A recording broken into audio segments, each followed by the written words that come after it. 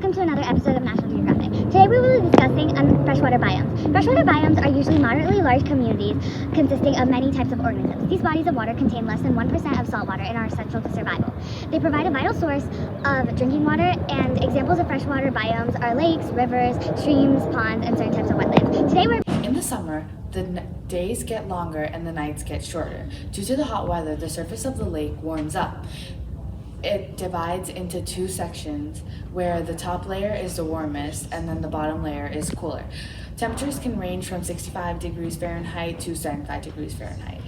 And there are three specific layers in the lake, the top layer being the epilimnion, which contains plants, algae, and being the warmest layer. And then the second layer being the metalimnion, which is a steady drop from the topmost layer to the bottom layer. And then the last layer being the hypolimnion, which is basically the cooler and denser part of the lake. In the winter, the days are shorter and colder, and the nights are longer.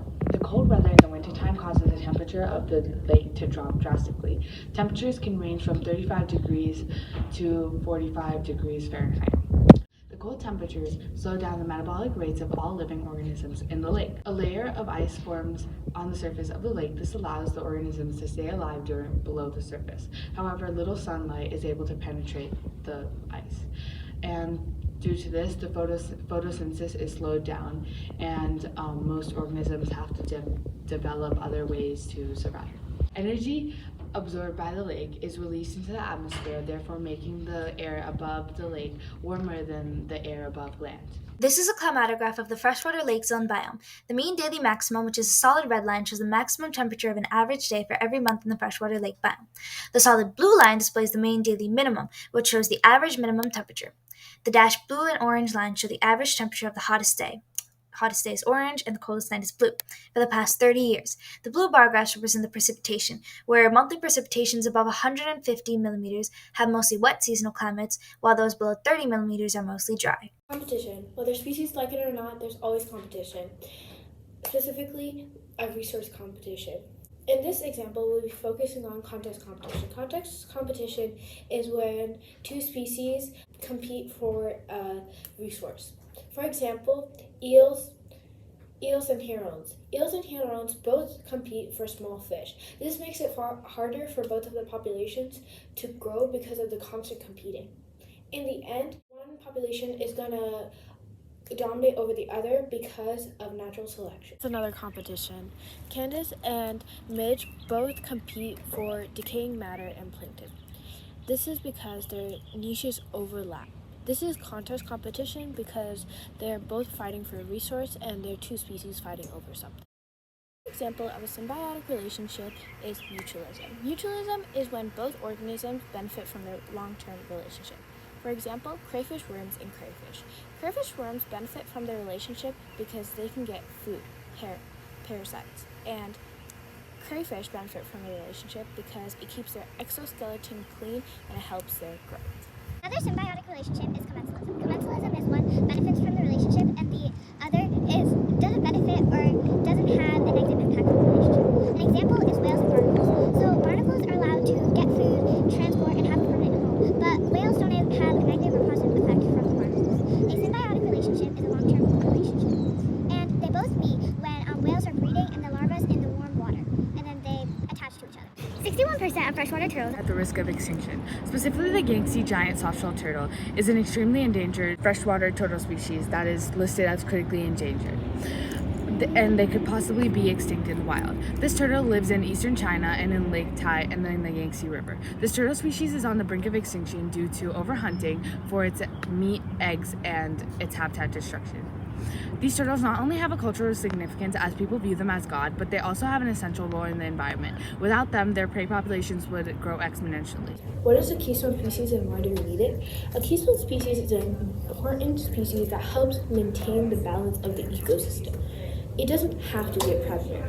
For example, Arctic grayling. Arctic grayling is not a predator, it's actually a prey. It helps provide a valuable prey resource for many predators. Without this resource, a lot of predators would die because of starvation. Even us humans today use this resource for many practices. Unfortunately, however, this species is slowly declining and becoming endangered. Density independent factor. Density independent factor affects any population no matter the size and no matter the species.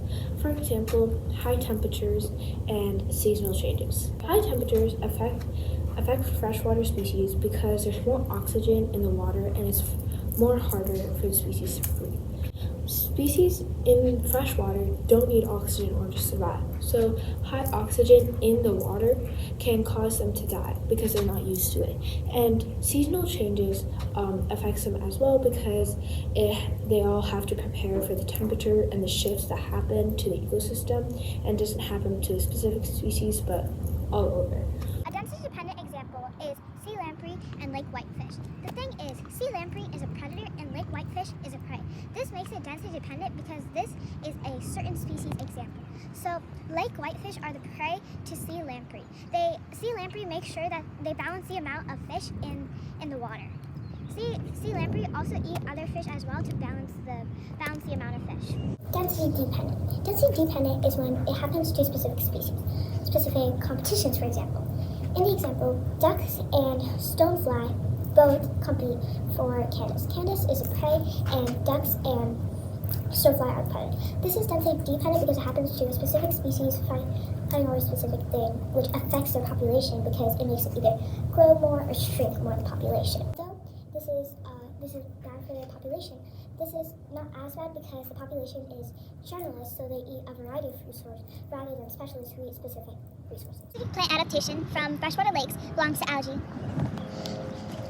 So that there is algae in this freshwater lake, and many algae like kelp and sargassum have gaseous structures called pneumatocysts that allow algae to stay high enough in the water column so they can photosynthesize and absorb energy from the sun. Pneumatocysts are usually filled with a combination of oxygen, nitrogen, and carbon dioxide.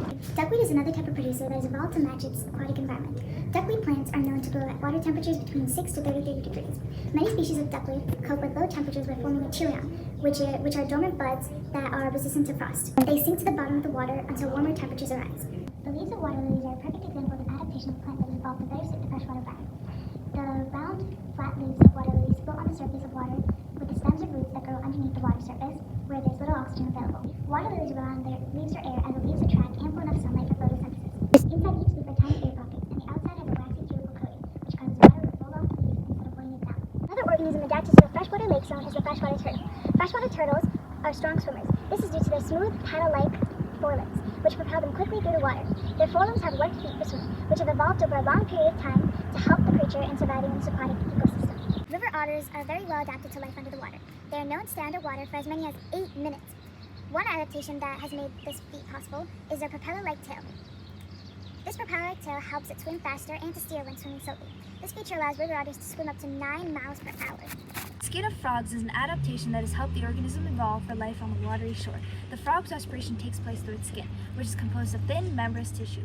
The skin is permeable to water since frogs do not swallow water, but they absorb it through their skin. The thin, membranous skin allows respiratory gases, which are oxygen and carbon dioxide, to diffuse down their gradients between the large network of blood vessels and the surroundings. So for Lake's food web, we see that phytoplankton, algae, are the producers or autotrophs in this ecosystem. We see that zooplankton, small planktivorous fish, water bugs, ducks, and crustaceans are all somewhat, for the most part, primary consumers. And then we see that small planktivorous fish can also be secondary consumers, along with dragonflies. We also see that frogs are secondary consumers if we're looking at water bugs to frogs. And then we see that herons are also secondary producers, but they can also be tertiary consumers if we're looking at phytoplankton to small planktivorous fish and then large piscivorous fish. So it depends on what chain you're looking at, but an organism isn't limited to one trophic level on a food web.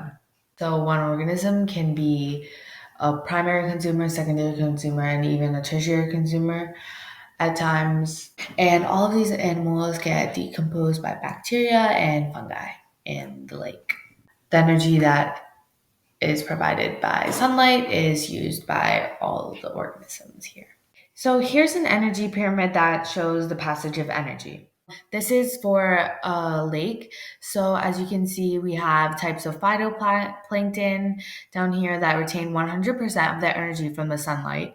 And then herbivores like zooplankton, like the water flea and copepods, retain only 10% of the phytoplankton's energy, and 90% of the heat is lost. And then again, with the secondary consumers, we have planktivores. They only retain 1% of the original energy of the producers, and 9% of the energy is lost. And for the tertiary consumers, we only have 0.1% of energy of the original energy. So 0.9% of the energy is lost. So the energy is lost as heat and waste. This is basically called the 10% law, where the prey that is eaten only gives 10% of its energy to its predator. A human impact that has damaged the freshwater ecosystem so severely is pollution. Pollution has been caused by sediment, and it cannot be reversed even if tried so hard. It has created a lot more growth because it was an increase of nitrogen and phosphorus, and that it's an unbalance to the ecosystem, and it also just spoiled the water materials. Nitrogen cycle is a biogeochemical cycle along with the water cycle, carbon cycle, and phosphorus cycle. A biogeochemical cycle is a sequence of events where chemical substances move through biotic and abiotic components of the earth. The nitrogen cycle is a repeating cycle where nitrogen passes through both non-living and living things. It has 5 major stages. The first stage is fixation. In this stage, nitrogen moves through the atmosphere into soil. The atmosphere contains huge amounts of nitrogen gas. Each molecule of nitrogen gas has 2 nitrogen atoms fused together by 3 covalent bonds. These 2 atoms are very hard to break apart. However, there are certain types of nitrogen-fixing bacteria that can break these bonds. The bacteria convert the nitrogen gas into ammonia. This process can be done in either soil or water. The second stage is mineralization. When ammonia is mixed with water, ammonium is produced. Some types of microscopic phytoplankton can consume this compound, retaining the nitrogen. However, other types of phytoplankton cannot consume this compound. The third stage is nitrification. So another type of bacteria called nitrifying bacteria converts the ammonium into nitrates or nitrites by adding oxygen molecules. This conversion process is called nitrification. The fourth stage is immobilization.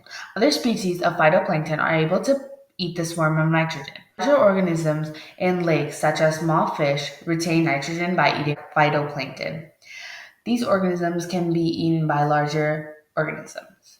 Eventually, when these organisms die and sink into the benthic area of the lake, bacteria will decompose the dead bodies of the organism and release ammonium into the lake ecosystem where it can be converted and consumed again. The last stage is denitrification. When the organic nitrogen is found by denitrifying bacteria, the nitrogen is turned back into nitrogen gas that is released into the atmosphere. This cycle repeats infinitely. Water cycle, or the hydrological cycle, describes the pathways that water takes as it travels from its major reservoir, which is oceans, through the atmosphere and back again to smaller reservoirs. The first step in this process is called evaporation. Evaporation is when solar heat energy evaporates water into the atmosphere. During this time, the water turns from a liquid form into gas, or water vapor. Evaporation occurs mostly in the ocean, but it can also happen in soil, snow, and ice. Evaporation from snow and ice is called sublimation. Transpiration is the evaporation of water through the stomata of the leaves of a plant. Condensation is the next step in the water cycle, where the water condenses or changes from vapor to liquid to form clouds that are heavy with water. Condensation can occur when the air is cooled to its dew point, which is the temperature at which condensation occurs, or it becomes so saturated with water vapor that it can't hold any more water. Precipitation is the step where the The water clouds are so heavy they burst and let out the water in the form of rain, hail, sleet, or snow. Collection or accumulation is the final step of the water cycle, where all the water ends up back into oceans, freshwater lakes, our biome, streams, and rivers. The water that's fallen on land may evaporate from soil, lakes, and streams, or it can run off the land surface and back into oceans, and a small amount can infiltrate into underground reservoirs called aquifers.